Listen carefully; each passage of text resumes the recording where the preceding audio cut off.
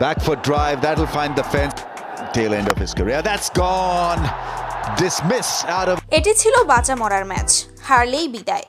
লাহোর আর পেশোয়ার জালমির এই লড়াইটা ছিল টিকে থাকার যুদ্ধ। দুই দলই জানতো আজকের জয় মানেই সম্ভাবনার দরজা খোলা, আর হার মানেই টুর্নামেন্ট থেকে ছিটকে পড়া।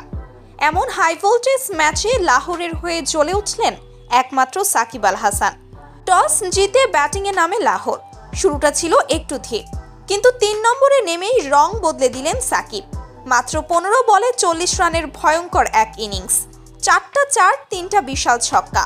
পেশোয়ারের বোলাররা যেন দিশেহারা। এক প্রান্তে উইকেট পড়লেও সাকিব অন্য প্রান্তে দাঁড়িয়ে আগুন ছড়িয়ে গেলেন। ইনিংসটা হয়তো ছোট ছিল, কিন্তু তার প্রভাব ছিল বিশাল।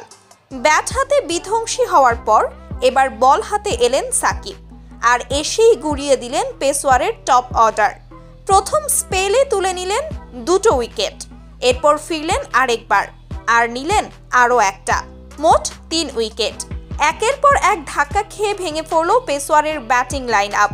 ম্যাচ শেষে কোনো সন্দেহ ছিল না, man of the match Shakib Al Hasan. ব্যাটে বলে একাই খেলে দিলেন বাঁচা মরার এই ম্যাচটা।